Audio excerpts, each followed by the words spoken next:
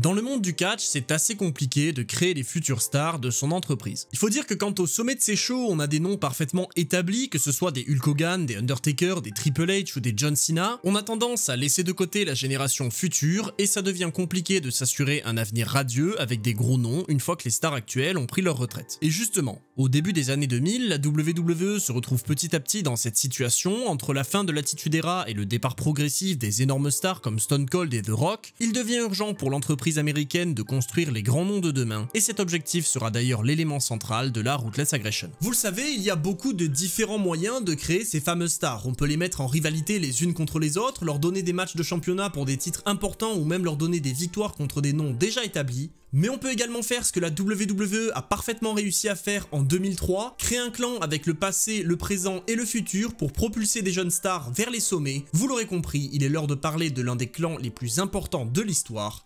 l'évolution.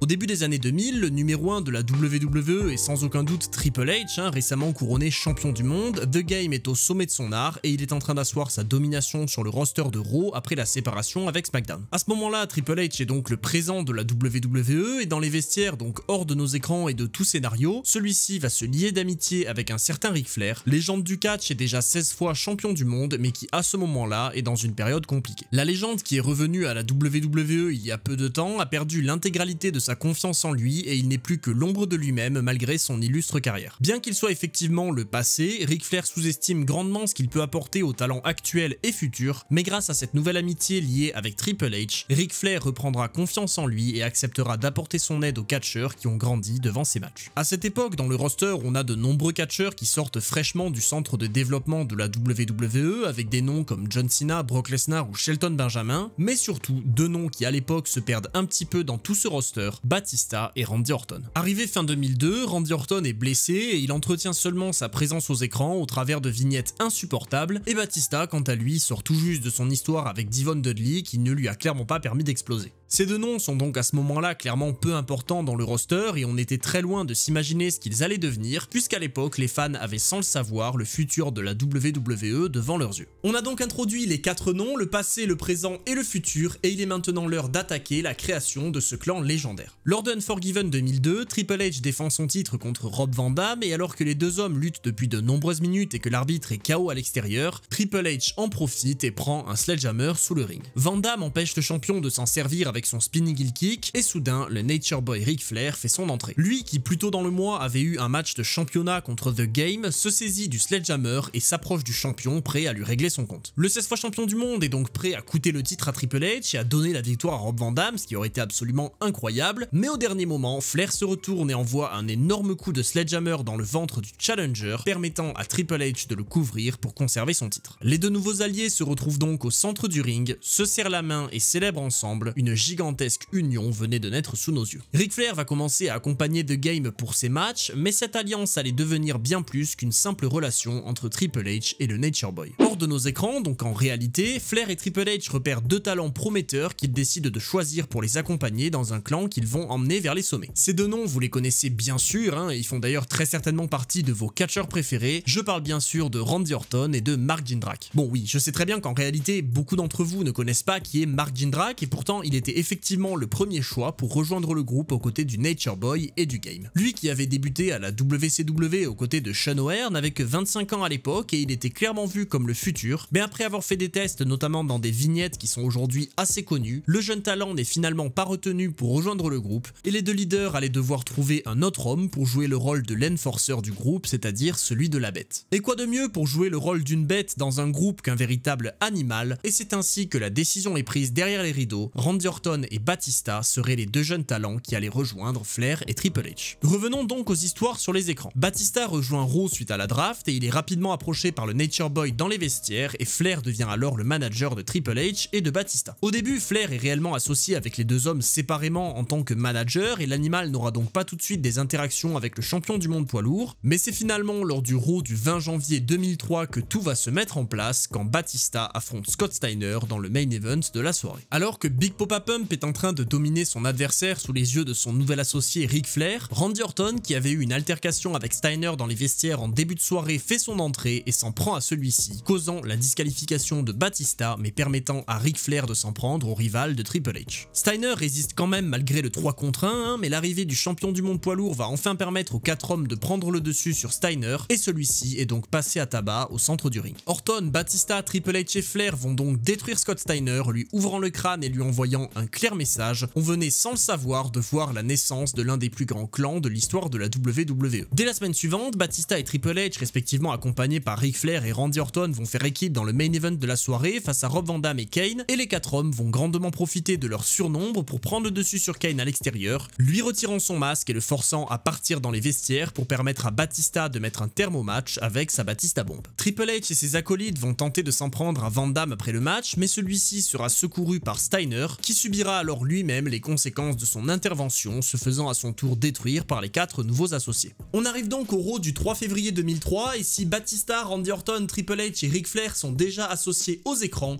il va maintenant être l'heure pour eux de se présenter. Tommy Dreamer fait son entrée pour son match, mais alors qu'il attend son adversaire, qui j'imagine devait être Colin Delaney, bien sûr, c'est le clan de Triple H qui débarque à sa place et passe Tommy Dreamer à tabac au centre du ring. Maintenant débarrassé de Dreamer, le champion du monde prend le micro et il va tenir un discours qui va marquer l'histoire. Triple H dit que comme dans la vie réelle, tout évolue dans le catch et il annonce que ce qu'on a devant nos yeux avec ces 4 hommes est le meilleur exemple d'évolution qui existe. Le champion présente Ric Flair, 16 fois champion du monde, icône du catch et source d'inspiration pour le champion lui-même, il est le représentant du passé qui a permis à tant de catcheurs du présent d'être ce qu'ils sont. Ce que Ric Flair était au passé, Triple H est au présent et puisqu'il parle d'évolution, il se doit alors de mentionner le futur. The Game regarde alors aux côtés de Ric Flair et présente d'abord Batista, un monstre physique avec une puissance inégalée qui sème la destruction partout où il passe. Dans un autre registre, le champion présente l'autre incarnation du futur dans le groupe, Randy Orton, catcheur de 3e génération, talentueux au possible à son jeune âge, il est le minerai de charbon qui va être broyé pour en faire du diamant. Ne testez pas ça sur Minecraft, ça ne marche pas. Triple H reprend donc son discours et dit que dans la vie tout arrive pour une raison. C'est simplement l'évolution naturelle des choses et si vous n'êtes pas assez bon, vous risquez de rater l'évolution et celle-ci vous laissera derrière sans regarder. Donc si un jour vous vous réveillez dans un hôpital détruit et souffrant et que vous vous demandez ce qui vous est arrivé, déjà arrêtez de boire, mais selon Triple H, la réponse est simple, l'évolution vous est passée devant. Triple H et ses associés lèvent les bras au centre du ring et le clan qui représente le passé, le présent et le futur venait officiellement d'être créé, l'évolution venait de naître. Triple H enverra Batista et Randy Orton pour s'en prendre à Scott Steiner plus tard dans la soirée, mais à défaut de trouver celui-ci, les 2 jeunes stars trouveront Goldust et s'en prendront à celui-ci dans les vestiaires pour mettre les choses au clair, personne n'allait être à l'abri des attaques de l'évolution. Malheureusement, si tout semblait bien parti pour l'évolution et que les 4 hommes s'apprêtaient à dominer la WWE, la blessure de Batista début 2003 va mettre un grand frein à cette ascension. Séparés de leurs big men, Flair, Orton et Triple H vont quand même continuer à dominer la WWE en aidant Triple H à conserver son titre à plusieurs reprises, notamment face à Kevin Nash. Les 3 hommes se lancent alors dans des rivalités individuelles mais continuent quand même d'apparaître ensemble et de s'entraider dans leurs matchs avec notamment Randy Orton qui permettra à Flair de battre Shawn Michaels lors de Bad Blood. Triple H continue également son règne ce soir-là en battant Kevin Nash dans un Hell in a Cell match et durant l'été, le groupe va également se lancer en rivalité contre Kane, forçant celui-ci à retirer son masque après une défaite face à Triple H dans un moment mémorable que je suis sûr vous avez quasiment tous vu. Quelques semaines plus tard, le groupe débute avec cette excellente musique, Line in the Sand de Motorhead qui va devenir le thème officiel du clan ainsi que la musique d'entrée de Randy Orton en solo. Et puisqu'on en parle, durant l'année 2003, celui-ci va développer son personnage de Legend Killer, envoyant des RKO à tout ce qui bouge et se lançant à son tour en rivalité contre Shawn Michaels, battant celui-ci lors de Unforgiven pour crédibiliser son personnage et progresser encore au sein de l'évolution. Le clan ne rencontre malheureusement pas un grand succès ce soir-là pour autant, puisque dans le main event, Triple H perd le titre contre Goldberg, mais ce petit pas en arrière va en réalité permettre de relancer l'évolution pour de bon. Dans les semaines qui suivent, Triple H va mettre une prime sur la tête de Goldberg afin de récupérer son titre plus facilement, et c'est cet événement qui va mener à la réunion complète du groupe. Alors que Triple H a mis en place cette prime il y a déjà plusieurs semaines, le champion Goldberg défend son titre dans le main event du Raw du 20 octobre 2003 face à Shawn Michaels. Quelque temps avant le match, Triple H a promis que la prime serait versée à quelqu'un ce soir, et alors que Goldberg et Michaels sont tous les deux au sol après un long affrontement, Batista fait son retour après de longs mois d'absence, envoyant Shawn Michaels derrière la barricade avant de s'en prendre au champion du monde. Batista envoie son Spinebuster puis sa Batista Bomb sur Goldberg avant de se saisir d'une chaise pour lui détruire la cheville. La musique de l'évolution se fait donc entendre dans la salle suite à ça, et les 3 membres du groupe font leur entrée, donnant la mallette de billets à l'animal, et pour de bon, l'évolution était réunie pour dominer la WWE. Mais bon, malheureusement, tout ne va pas se relancer tout de suite pour le groupe. Si au Survivor Series, Randy Orton amène son équipe à la victoire dans le traditionnel match 5 contre 5, le leader du groupe, lui, n'arrive pas à récupérer sa ceinture dans le main event malgré l'aide de ses acolytes. Bon, en réalité, ceci dit, ça aurait fait un peu mal de voir Triple H repartir avec la ceinture avec ce short là, mais bon, petite info gratuite en réalité, il portait cette horreur pas juste parce qu'il aimait ça, mais parce qu'à ce moment-là, il catchait blessé et que ce short lui permettait de mieux récupérer de sa blessure, contrairement au classique slibard de catcheur. Bon allez, arrêtons de s'attarder sur ces histoires de tenue, de toute façon, on a déjà dit que c'était celle du Snitz qui était la meilleure, et en plus, on a dit à plusieurs reprises que l'évolution allait s'orienter vers les sommets et dominer la WWE, en plus d'envoyer Randy Orton et Batista vers un rôle de main eventer, et c'est lors de Armageddon 2003 que tout ça va enfin avoir lieu. Pour clôturer l'année 2003, la WWE présente Armageddon, et si ce show est considéré comme l'apogée de l'évolution, ce n'est clairement pas pour rien. Dans le deuxième match de la soirée, le tueur de légende Randy Orton fait son entrée aux côtés de Ric Flair, confrontant Mick Foley avec qui Orton allait avoir une grosse rivalité peu de temps après, et ce dernier accepte finalement de lui donner ce qu'il réclame, un match pour le titre intercontinental. Le champion Rob Van Dam fait donc son entrée et Mick Foley sera l'arbitre de ce match. C'est l'heure pour le jeune Orton de faire ses preuves en tentant de récupérer son premier titre de champion à la WWE. Les deux hommes vont avoir franchement un bon match, même si bon, je suis pas du tout objectif, c'est littéralement un affrontement entre deux de mes catcheurs favoris, et bien sûr, arrivé à la fin du match, Ric Flair va tenter d'intervenir en la faveur de Randy Orton.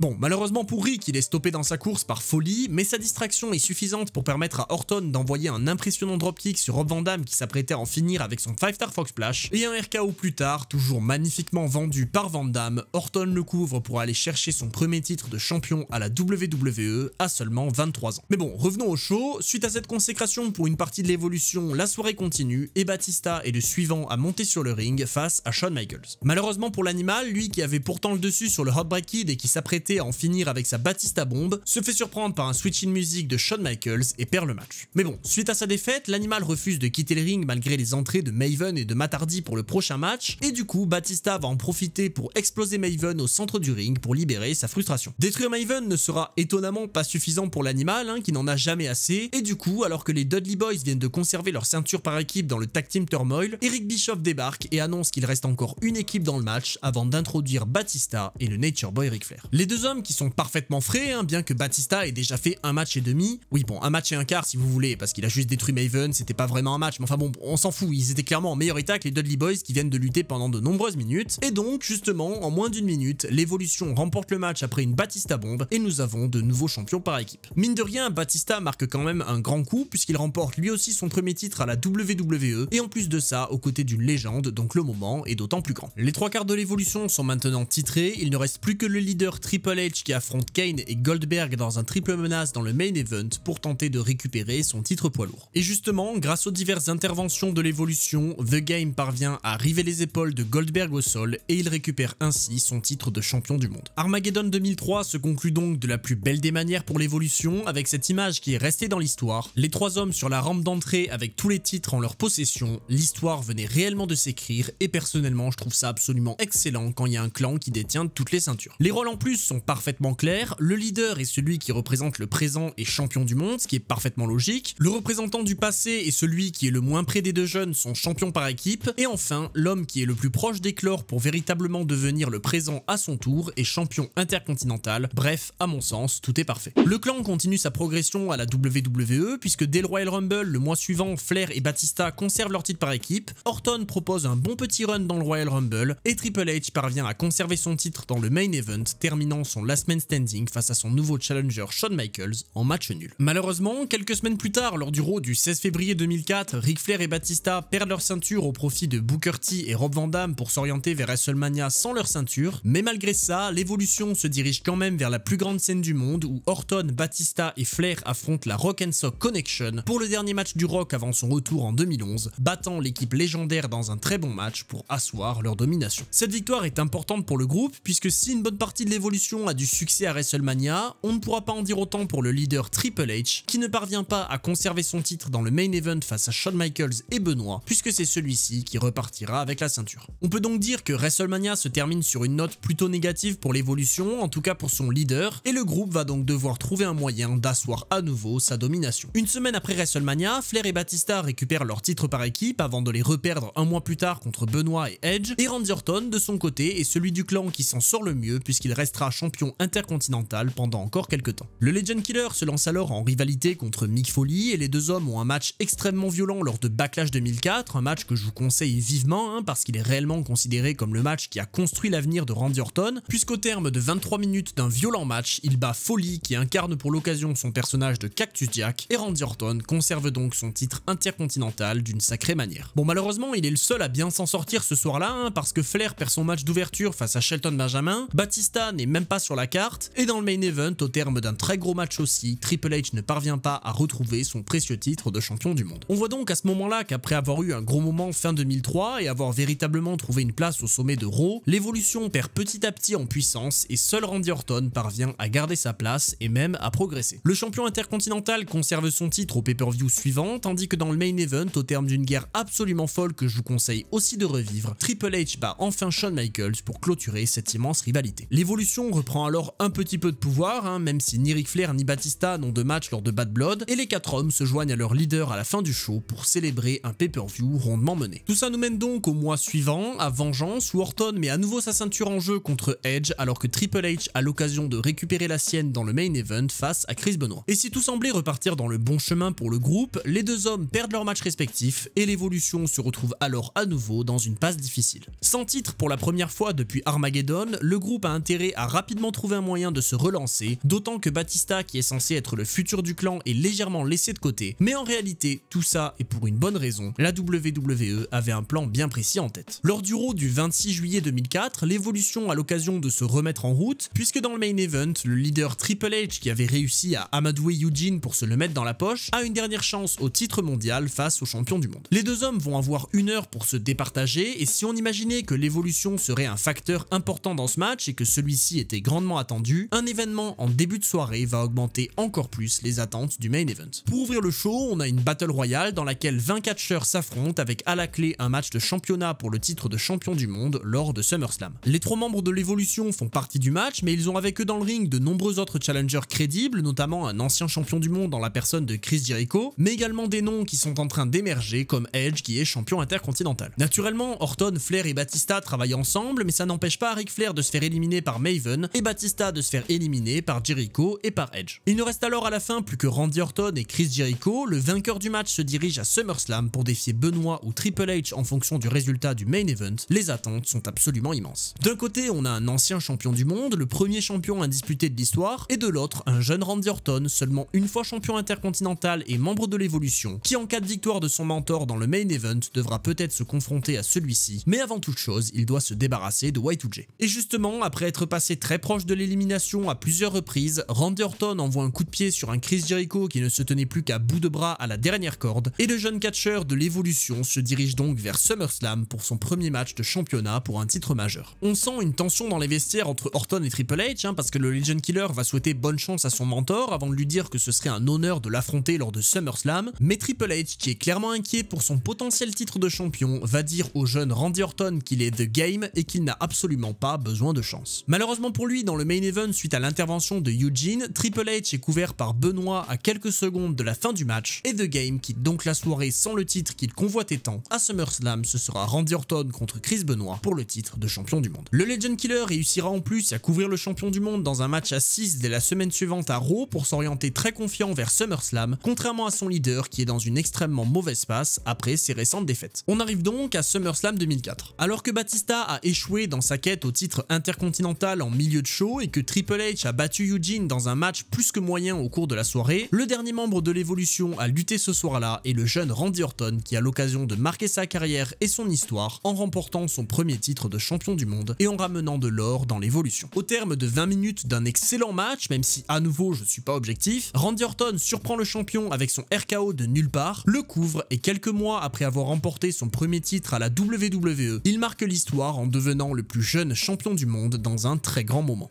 On imagine alors que cette victoire va redonner le sourire à l'évolution et que Triple H va être très fier de son jeune poulain qu'il annonçait comme étant le futur, mais vous allez voir que ça va pas du tout se passer comme ça. Dès le lendemain à Raw, Randy Orton vient célébrer sa victoire, seul étonnamment, et grâce à l'intervention de ses compères, il conserve son titre dans le main event face à l'homme qu'il a battu à SummerSlam pour le titre. Les 4 membres de l'évolution sont donc réunis dans le ring, cette fois-ci pour célébrer la victoire de leur jeune prodige, et Triple H semble ravi de voir l'homme l'homme qu'il annonçait comme étant le futur enfin atteindre les sommets. Mais alors que Randy Orton est porté en héros sur les épaules de Batista, Triple H retourne son pouce, annonçant la condamnation à mort de son jeune prodige comme durant la Rome antique. D'ailleurs, petite anecdote au passage, comme ça tout le monde repartira moins con parce que moi aussi je l'ai appris en écrivant cette vidéo, mais cette histoire de pouce pendant la Rome antique, c'est un mythe. Mais bon, à la WWE, c'est pas un mythe, ça voulait bien dire la fin de Randy Orton puisque Batista s'allonge, écrasant le champion au sol avec une electric chair avant que celui-ci ne soit passé à tabac par Triple H, Flair et Batista. Randy Orton venait donc officiellement d'être exclu de l'évolution. Celui-ci se lance donc immédiatement en rivalité contre ses anciens associés, affrontant d'abord Triple H dès le mois suivant à Unforgiven et perdant la ceinture contre celui-ci immédiatement. Orton était initialement censé être le fils prodige de l'évolution et les plans initiaux étaient de lui donner la victoire au Royal Rumble pour avoir sa revanche face à Triple H sur la plus grande scène du monde, mais malheureusement les plans ont rapidement changé. Randy Orton n'aura alors une nouvelle chance au titre que lors de New Year's Revolution dans l'Elimination Chamber, mais le jeune Orton à qui on promettait monts et merveilles échoue, laissant alors une place de top star libre pour un autre catcheur émergent dont le tueur de légende était très proche peu de temps auparavant. Toujours au sein de l'évolution et proche de son mentor Triple H, Batista reçoit progressivement de plus en plus le soutien des fans et des officiels et il va alors commencer à s'éloigner du groupe. Triple H et Flair, qui reçoivent eux toujours les huées de la foule, vont réaliser semaine après semaine que l'animal est en train de leur échapper et qu'il s'apprête à libérer toute sa colère contre son leader. Les aspirations de Batista vont en plus augmenter puisqu'il obtient un match pour devenir challenger numéro 1 au titre de Triple H lors du Raw du 10 janvier 2005 face au Legend Killer Randy Orton, mais si les fans espéraient enfin voir Batista se rebeller contre son leader pour lui prendre le titre, il allait falloir attendre puisque c'est bien Randy Orton qui quitte Raw avec la victoire pour aller défier le champion au Royal Rumble. Arrivé au Royal Rumble justement, Randy Orton perd son match face à son ancien mentor et Batista quant à lui intègre le Royal Rumble match pour tenter d'obtenir la place de challenger numéro 1 qu'il estime mérité. L'animal atteint la finale face à John Cena et après cet incident avec cette double élimination puis cette double déchirure des quadris pour Vince McMahon, l'animal obtient à son tour son grand moment, s'établissant comme le présent et remportant le Royal Rumble pour aller à WrestleMania 21 affronter le champion de son choix. Batista a donc la possibilité à ce moment-là d'étendre la domination de l'évolution à SmackDown en défiant JBL pour le titre de champion de la WWE, ou bien il peut décider de quitter son groupe, trahir son mentor et s'élever en tant que star numéro 1 en allant défier Triple H pour le titre poids lourd. Les semaines suivant le Royal Rumble vont donc s'avérer être très tendues pour le groupe puisque le champion du monde fera tout ce qui est en son pouvoir pour contenir l'animal, mais surtout pour l'orienter vers JBL, simulant des attaques sur Batista et laissant entendre que JBL voulait s'en prendre à celui-ci. Le vainqueur du Royal Rumble fera son entrée lors du Raw du 21 février 2005 pour faire son choix à peine un mois de WrestleMania et après un long discours de Triple H pour convaincre l'animal de choisir le contrat de SmackDown, celui-ci s'inspire de The Game, signalant avec son pouce qu'il ne choisira pas JBL à WrestleMania avant d'enfin s'en prendre à son ancien mentor. L'affiche était donc officielle, le champion du monde poids lourd et leader déchu de l'évolution qui n'existe officiellement plus allait défendre son titre face à son ancien poulain Batista à WrestleMania 21. Évidemment, lors de l'événement, Batista vient à bout de Triple H et explose lui aussi véritablement, récupérant son premier titre de champion du monde pour ensuite devenir l'un des catcheurs les plus appréciés et populaires de la WWE. Randy Orton de son côté mettra un peu plus de temps à revenir sur le devant de la scène, trouvant finalement son personnage de vipère quelques années plus tard et explosant pour devenir l'un des plus grands heels de la WWE.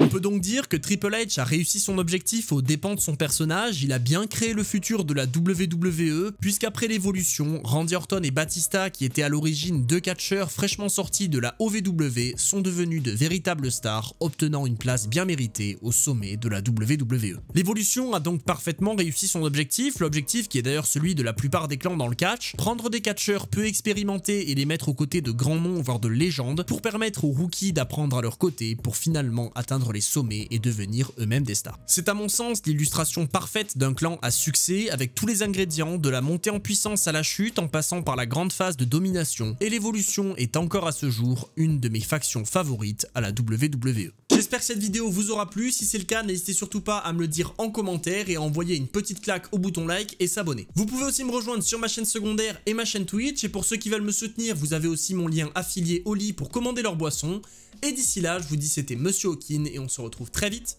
pour d'autres histoires.